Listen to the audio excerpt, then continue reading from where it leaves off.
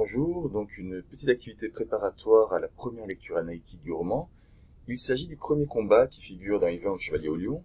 Si vous avez l'édition que j'ai demandé d'acquérir, c'est aux pages 16-17, lignes 132 à 156. Sinon, vous avez le texte ici, il est également sous Word ou PDF sur le mur virtuel. Si c'est une autre édition que vous avez, je vous rappelle que c'est le même texte, mais vu que c'est une traduction de l'ancien français au français moderne, les mots peuvent changer.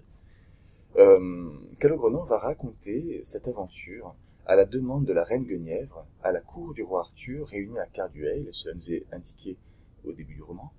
C'était une tradition que de raconter ses aventures pour divertir la cour du roi, et ici Calogrenant raconte qu'il était seul, chevalier errant à la recherche d'aventures pour sa gloire, et qu'il va recevoir l'indication d'une merveille. Alors la merveille, c'est une manifestation surnaturelle, une épreuve magique que doit affronter le chevalier.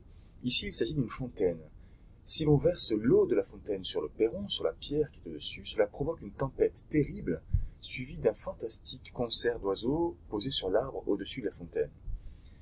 Calogrenant va donc affronter le seigneur des lieux, protecteur de la fontaine, qui règne sur les terres, et c'est le récit du combat que je vous propose de relire. Alors, faites-en donc la lecture, revoyez si nécessaire le vocabulaire de l'armement, les vidéos, tout ça que je vous ai proposé, ça sera peut-être utile.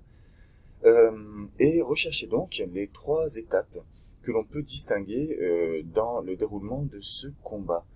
Je vous propose donc de prendre une feuille, de l'intituler en rouge lecture analytique numéro 1, et de noter étape du combat entre Calogrenant et Esclados. Vous notez les 3 étapes, et une fois que cela est fait, regardez la vidéo suivante.